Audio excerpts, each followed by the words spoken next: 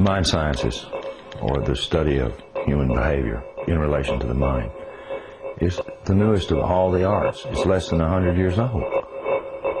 And it is by far the one that is most cloaked in secrecy.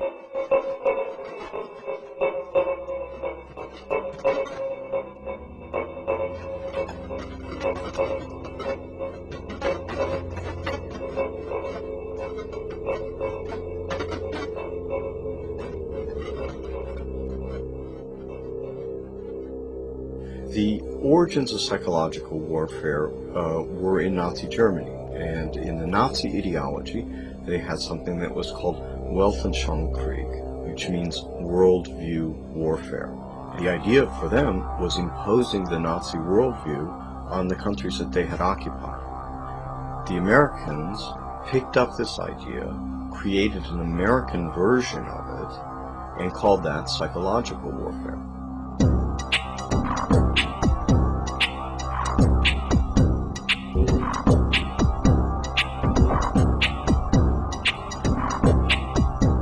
In trying to understand psychological warfare and in trying to understand the American approach to the post-war efforts to control people's minds, both as individuals and on a mass scale, there's a lot of illusions about how that was done.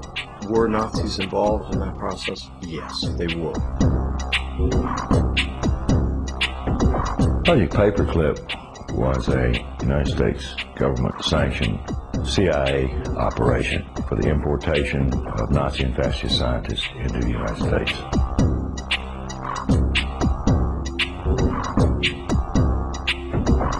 Their statement was simply this: if we don't bring these people into this country and contain them, then our enemies, the Soviet Union, will get them.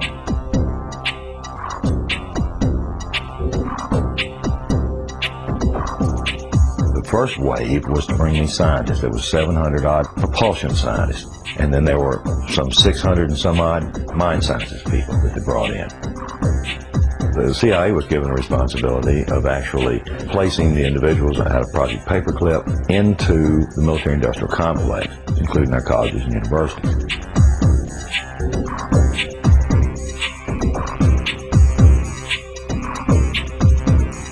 Mind control was a psychological warfare weapon that Adolf Hitler regarded as the answer for taking over the entire planet.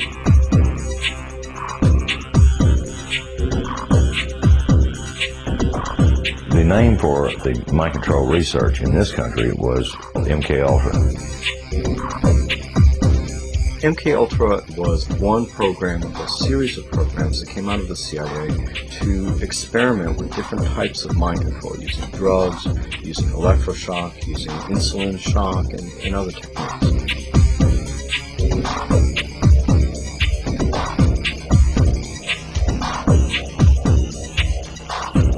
I think that the goal for those people who planned the program was very straightforward. It was an attempt to figure out a way to interrogate people and to learn how to protect their own agents against control by others.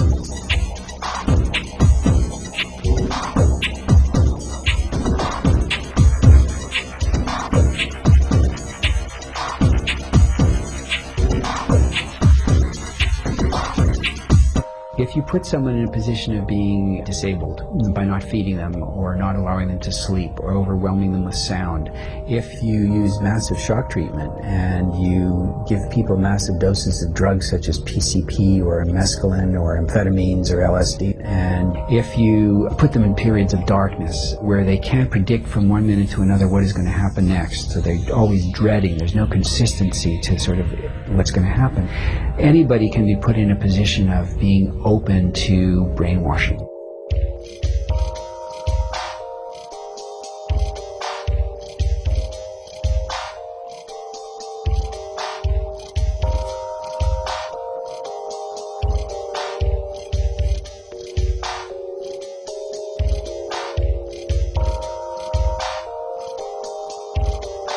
Ewan Cameron was probably the foremost psychiatrist of his time in the 1950s, He was using high-tech sound techniques. He was using multiple kinds of loop recorders to force people to listen to recorded messages 24 hours a day for weeks on end to basically destroy people's thinking patterns.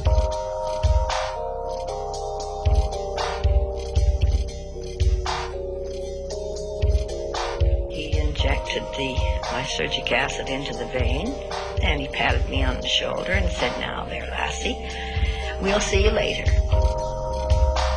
And I started to feel very frightened, and the fright became a terror. And I sort of began throwing myself from one side of the room to the other. I didn't know what to do to stop this feeling. It felt like my bones were melting, that I just didn't know who I was anymore.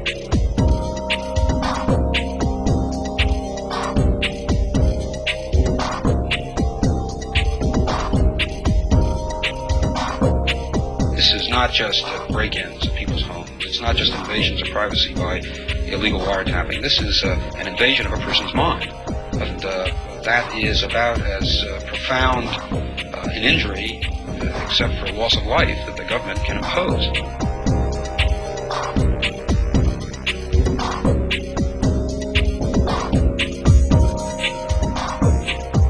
This was a post-Nazi program, if you will. It was an Americanization. I've often made the statement, and I still make it flippantly. The Nazis didn't lose the war. They just had to move. Now it's 50 years later. Now they're much more clever, much more sophisticated. They have a lot more money to spend.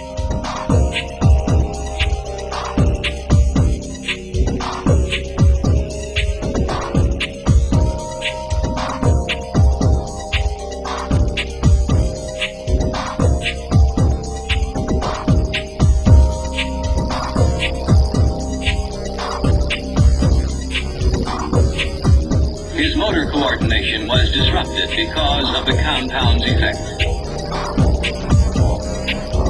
Although his vision was not impaired, he found it difficult to focus his attention on the next objective.